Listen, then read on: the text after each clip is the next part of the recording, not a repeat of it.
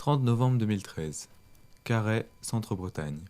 À l'initiative du maire, des milliers de manifestants dits bonnets rouges sont réunis pour protester contre le projet gouvernemental d'écotaxe. Si la contestation est sociale, elle emploie de nombreux symboles culturels et locaux, dont les drapeaux ou encore la langue.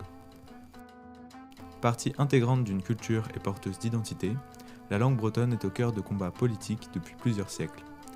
Dans cette série de vidéos, SPR TV revient sur les enjeux historiques et politiques, passés et futurs, de cette langue de notre région.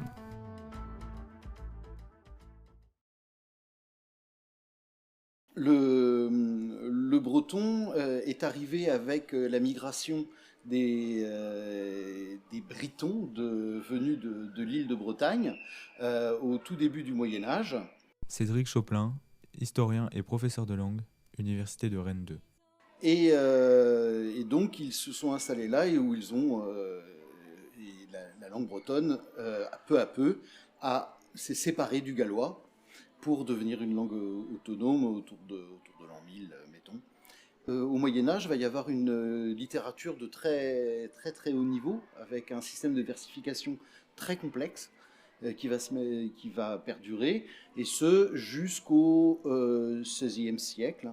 Et là, après, on va y avoir un temps de déclin, puisque les élites vont abandonner le breton, et il ne va plus être que la langue des classes populaires et du clergé pour les besoins de l'évangélisation. Le breton a connu un déclin démographique inouï au XXe siècle. Progressivement, le français, le gallo au départ, le français par la suite, grignote le territoire de la Basse-Bretagne. On appelle Basse-Bretagne la partie bretonnante de la Bretagne. Dans ce phénomène, le professeur pointe notamment un élément déterminant. Mais les élites parlaient breton. Et en fait, c'est petit à petit, les élites passant au français, eh bien, la population suit, quoi. Le breton est devenu minoritaire sur son propre territoire, avec la Basse-Bretagne a changé de langue en un siècle. Si la conversion progressive des élites au français a bien joué un rôle dans le déclin de la langue, Cédric Choplin insiste sur le fait que la massification du processus est due à une intense politique volontariste plutôt qu'à une évolution naturelle. La question de la langue pour l'État ne s'est pas toujours posée. Du temps de la monarchie, la question était complètement annexe. Tant que les gens payaient des impôts, leurs impôts, on ne s'inquiétait pas de la langue qu'ils parlaient. C'est avec la Révolution que tout va changer. Au début de la Révolution, les Bretons étaient en tête. Hein, le club breton à Paris, c'est ceux qui ont fait voter l'abolition des privilèges, la déclaration des droits de l'homme et du citoyen. C'est le club breton, tout ça. Hein, donc les Bretons étaient pro-révolutionnaires. Et au tout début de la Révolution, il y a une chose qui était importante, c'était que nul n'est censé ignorer la loi, comme vous le savez. Or, la majorité des sujets du roi de France, puis des citoyens de la République française, ne parlaient pas français. Donc il fallait faire quelque chose. La première chose qui a été faite, ça a été de traduire. Traduire. En fait, les lois, etc., étaient traduites, et puis pour que les citoyens puissent se les approprier. C'est à partir de l'époque de la terreur, en gros, où les choses vont basculer, avec des gens comme Barrère, l'abbé Grégoire, etc., l'abbé Grégoire qui avait par ailleurs de très bons côtés contre l'esclavage, etc. Mais sur la question linguistique, on ne pourrait pas dire que c'était un progressiste. Pour eux, il fallait casser les autres langues que le français et mettre le français comme langue de la liberté. Bon, et donc on passe au monolinguisme d'État et à la volonté de détruire les autres langues.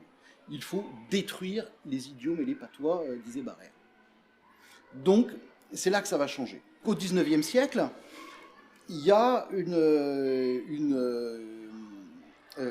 comment dirais-je, avec le concordat napoléonien, l'État n'a pas les finances suffisantes pour s'occuper d'éducation, et donc l'État délègue à l'Église la charge de l'alphabétisation. Tout le monde n'est pas très chaud, une bonne partie de la bourgeoisie n'est pas très chaude pour que les paysans apprennent à lire et à écrire. Et donc, mais l'Église, elle a une autre logique, qui est celle de sa propre défense. Or, l'Église a été traumatisée par la Révolution. Elle a été traumatisée. Et donc, de nombreux ecclésiastiques ont dans l'idée que tout ça, c'est de la faute de Voltaire et Rousseau. Donc, dans les livres en français. Donc, il vaut mieux faire attention. Hein, parce que si les gens sont trop à l'aise en français, à la lecture du français, ils pourraient avoir de mauvaises idées, des idées nouvelles. Donc, l'instruction pour l'Église, c'est être capable de lire le catéchisme. Or, le catéchisme, il est en breton. Christen, ma brødre, de donna hirje vidzent in des gorhimmen notre doe agalavardiont, un doe hipkin adori adreis peptra olagari. Alors, c'est avec les lois scolaires de Ferry, dans les années 1880, que là, avec l'instruction gratuite, obligatoire, hein, puis laïque. Et donc là, bien, tous les enfants vont devoir être scolarisés et l'interdiction du breton à l'école va apparaître. L'interdiction totale du breton à l'école. Vous êtes au courant que toutes les petites langues qu'il y a en France, en fait, ont été interdites en fait, à l'école à partir des lois Jules Ferry, à partir de l'école publique et laïque gratuite. Maëlys Princé, vidéaste. Et ce qui fait qu'en fait, les enfants ont été vraiment humiliés, punis de parler leur langue maternelle au sein de l'école. Et du coup, il y a eu une vraie scission, en fait, et ça a été vraiment très violent. Par exemple, des enfants qui ne pouvaient pas parler avec leurs grands-parents parce qu'ils ne parlaient plus la même langue, en fait. Enfin, ça a été très violent. Voilà, les enfants, ils n'ont pas appris le français dans la joie et la bonne humeur, on ne peut pas le dire. Et donc ça va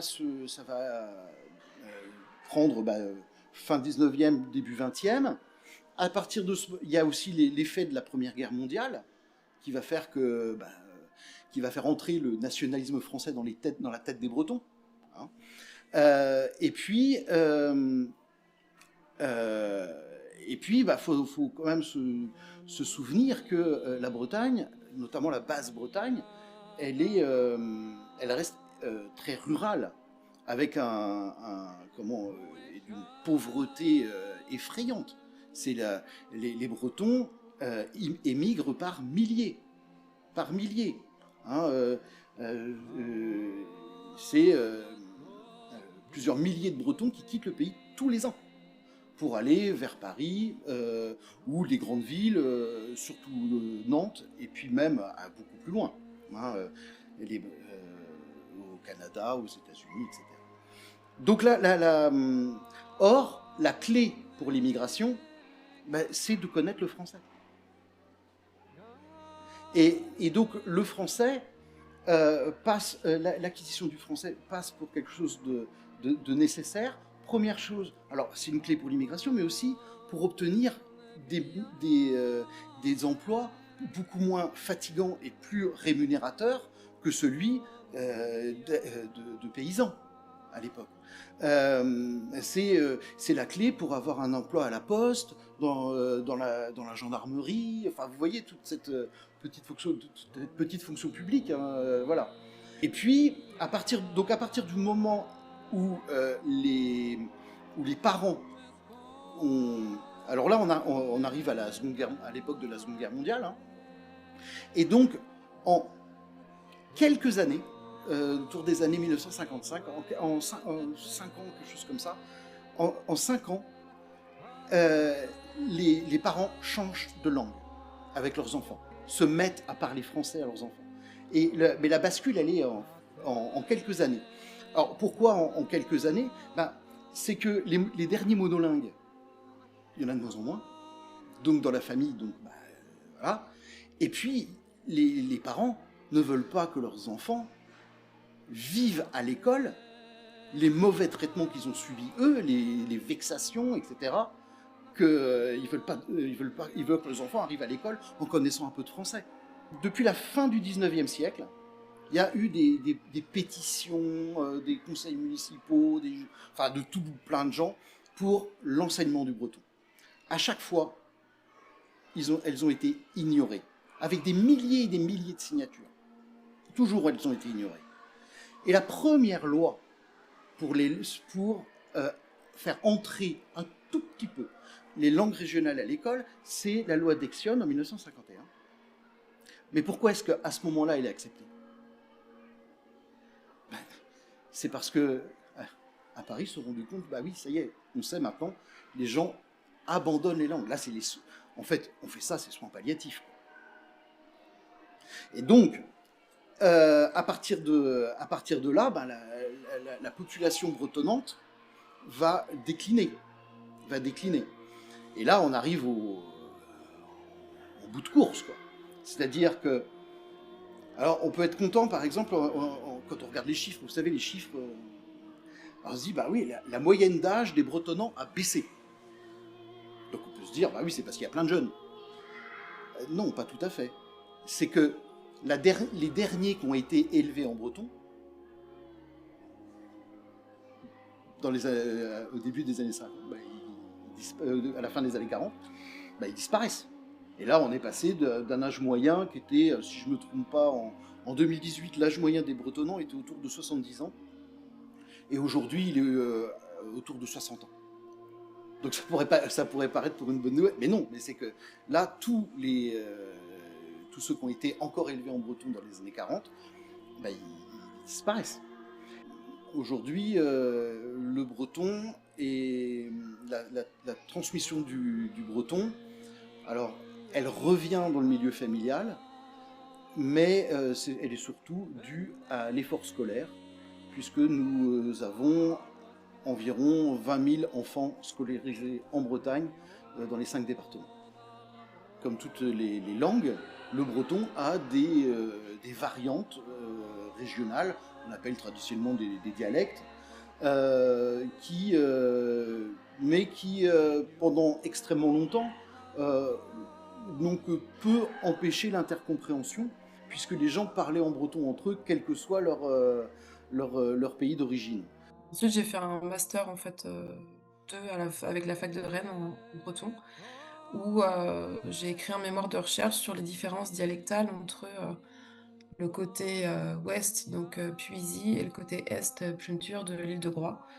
En fait, je voulais montrer à quel point en fait les différences dialectales étaient révélateurs en fait des différences sociales qu'il y avait entre les deux côtés de l'île, parce qu'il y a un côté qui était beaucoup plus pauvre et un côté qui était un peu plus riche que l'autre.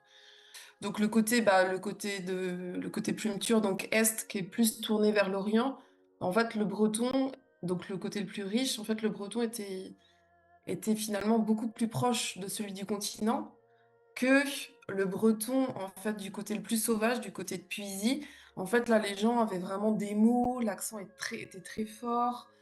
Et le breton était vraiment beaucoup plus... Ouais, enfin, pas authentique, j'aime pas trop ce mot, ni pur, mais vraiment moins touché et moins influencé par le breton du continent, en fait.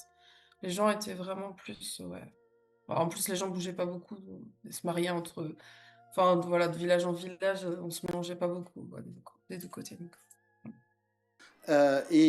C'est avec la francisation que on a pris l'habitude de ne plus parler en breton quand on ne connaissait pas quelqu'un. Et donc, l'intercompréhension de ce fait-là, c'est limité. Mais aujourd'hui, on a une langue commune, un standard commun qui intègre tous les parlers, avec plus ou moins chacun a son breton teinté d'une manière ou d'une autre, quoi. Voilà. Comme évoqué à l'instant, le breton n'est donc pas une langue du passé, mais bien un parler que divers acteurs, médiatiques, universitaires et politiques, tentent de préserver et faire vivre, quitte à parfois s'engager dans un bras de fer avec l'État.